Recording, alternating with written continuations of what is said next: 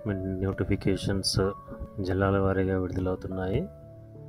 దాంట్లో ఏ ఏ జిల్లాల్లో ఏ ఏ స్కూల్స్లో ఎన్నెన్ని పోస్టులు నోటిఫై చేశారు, ఆ పోస్టుల వివరాలు, మళ్ళీ తిరిగి దాన్ని ఆన్లైన్లో ఏ విధంగా అప్లై చేయాలనేది గురించి తెలుసుకుందాం.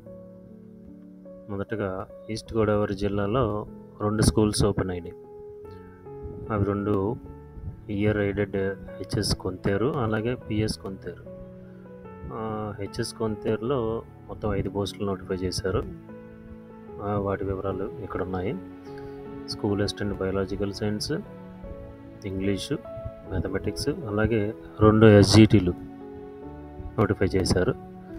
అలాగే కొత్తగా చేర్చబడింది ఈరోజు ఏలూరు జిల్లాలోని భీమడోలు సిబిసిఎన్సి ఆగడాల లంక స్కూల్లో 3 పోస్టులను నోటిఫై చేశారు. దాని వివరాలు తెలుసుకోవాలంటే ఇక్కడ వ్యూ బటన్ క్లిక్ చేయాలి.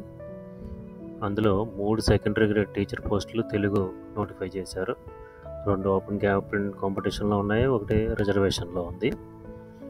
అలాగే మిగతా జిల్లాల్లో కూడా కాకినాడలో కూడా 2 స్కూల్స్ ఓపెన్ అయ్యాయి. Navabharat Andrews Nagar 1, saint Ann's aided Jawahar 1, అలాగే వెస్ట్ గోదావరి పెనుగొండలో 1 స్కూల్ ఓపెన్ అయ్యింది. వాటి పోస్ట్ వివరాలు, ఎన్ని శాంక్షన్ అయిన వివరాలు తెలుసుకోవాలంటే ఇక్కడ వ్యూ బటన్ నొక్కితే తెలుస్తుంది. తిరిగి దాన్ని మనం ఆన్లైన్లో ఏ విధంగా అప్లై చేయాలో చూద్దాము. ఉదాహరణకి ఏలూరు జిల్లాలో భీమడోల్ స్కూల్లో మీరు అప్లై చేయాలనుకున్నారంటే ఇక్కడ యాక్షన్ దగ్గర అప్లై బటన్ ఉంటుంది, దాన్ని క్లిక్ చేయాలి. క్లిక్ చేస్తే మనకి పోస్ట్ రిక్రూట్మెంట్ ఫామ్ అని ఒకటి ఓపెన్ అవుతుంది. దాంట్లో మన పర్సనల్ డీటెయిల్స్ అన్నీ ఫిల్ చేయాల్సి ఉంటుంది. మొదటగా పోస్ట్ అప్లైడ్ ఫర్ అంటే సెలెక్ట్ పోస్ట్ అనమాట. అందులో ఏ పోస్టులు ఉన్నాయి అవి చూపిస్తారు. దాంట్లో మనము సెకండరీ గ్రేడ్ టీచర్ మాత్రమే నోటిఫై చేశారు, మీరు చూస్తున్నారు. సో అందులో secondary grade teacher post select చేస్తాము. ఇక్కడ అప్లోడ్ ఫోటో అంటే మన లేటెస్ట్ పాస్పోర్ట్ సైజ్ ఫోటోగ్రాఫ్ ఒకటి అప్లోడ్ చేయాలి. Name of the applicant with surname, మనకి 10th క్లాస్ మార్క్ లిస్ట్లో మన పేరు ఏ విధంగా అయితే ఎంటర్ అయి ఉందో అదే విధంగా అప్లై చేస్తాము. అలాగే ఫాదర్ నేమ్ పూర్తయిన తర్వాత మదర్ నేమ్, ఇవన్నీ మ్యాండేటరీ ఫీల్డ్స్, తప్పనిసరిగా తప్పులు లేకుండా పూర్తి చేయాల్సి ఉంటుంది. అలాగే జెండర్, మెయిల్ అయితే మెయిల్ పెట్టేస్తాము, ఫీమేల్ అయితే ఫీమేల్.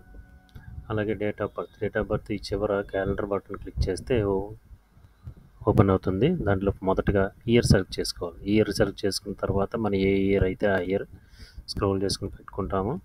తర్వాత మంత్ సెలెక్ట్ చేసుకుంటాం. మంత్ కింద డిస్ప్లే అవుతుంది, ఏ మంత్ అయితే అది పెడతాము. అలాగే డేట్ పెడతాం. తర్వాత డిఫరెంట్లీ ఏబుల్డ్ పిహెచ్ అంటే మనకి పిహెచ్లు కనుక ఏమన్నా ఉన్నట్టయితే ఎస్ అని పెడతాం. ఎస్ అయితే అది ఏ టైప్లోకి చెందుతామో, విహెచ్ అయితే విహెచ్, హెచ్ఐ అయితే హెచ్ఐ, ఓహెచ్ అయితే ఓహెచ్ మెన్షన్ చేస్తాము. ఒకవేళ మనకు అది డిఫరెంట్ ఏబుల్డ్ కాకపోతే నో అని పెట్టేస్తాము. దాని తర్వాత ఎక్స్ సర్వీస్ మెన్, ఎస్ అయితే ఎస్ అని పెడతాము, నో అయితే నో అని పెడతాము. అలాగే మనం ఎకనామికల్లీ వీకర్ సెక్షన్ ఈడబ్ల్యూఎస్కి చెందినట్టయితే ఎస్ అని పెడతాము, లేకపోతే నో అని పెట్టేస్తాము. తప్పనిసరిగా కాలమ్స్ అన్నీ ఫిల్ చేయాల్సి ఉంటుంది, అవన్నీ మ్యాండేటరీ ఫీల్డ్స్. అలాగే మనం ఆంధ్రప్రదేశ్కి చెంది ఉన్నట్టయితే ఇక్కడ ఎస్ అని పెడతాము. అప్పుడు మనము డిస్ట్రిక్ట్ డీటెయిల్స్ ఎంటర్ చేయాల్సి ఉంటుంది. ఆ డిస్ట్రిక్ట్లో ఒకవేళ మనం కర్నూలు అనుకోండి, కర్నూలు సెర్చ్ చేస్తాము. కర్నూలులో జిల్లాలో ఉన్న మండలాలన్నీ ఇక్కడ డిస్ప్లే అవుతూ ఉంటాయి, ఆ డిస్ప్లే చేస్తాము. దాంట్లో ఏ విలేజ్ అయితే ఆ విలేజ్ పెడతాము. అలాగే మన పిన్ కోడ్ ఎంటర్ చేస్తాము, డోర్ నెంబరు, ఈమెయిల్, మనం రెగ్యులర్గా వాడకంలో ఉన్న ఈమెయిల్ అడ్రస్ని మనం ఇక్కడ యాడ్ చేయాలి. అలాగే మన ఆధార్ నెంబర్ ఎంటర్ చేస్తాము. ఆధార్ నెంబర్ తర్వాత మన మొబైల్ నెంబర్, మన పర్సనల్ మొబైల్ నెంబర్, దానికి ఓటీపీ వచ్చే అవకాశం ఉంటుంది. కాబట్టి మనం ప్రస్తుతం రెగ్యులర్గా యూజ్ చేస్తున్న పర్సనల్ మొబైల్ నెంబర్ని ఎంటర్ చేయాల్సి ఉంటుంది. అలాగే కేటగిరీ అంటే మనము ఓసీ అయితే ఓసీ, బీసీ అయితే బీసీ, ఇదైతే అది మెన్షన్ చేస్తాము. తర్వాత మార్షియల్ స్టేటస్, మీరు కనుక మ్యారీడ్ అయినట్టయితే మ్యారేజ్ కాకపోతే అన్మ్యారీడ్ అయితే అన్మ్యారీడ్ పెట్టాల్సి ఉంటుంది.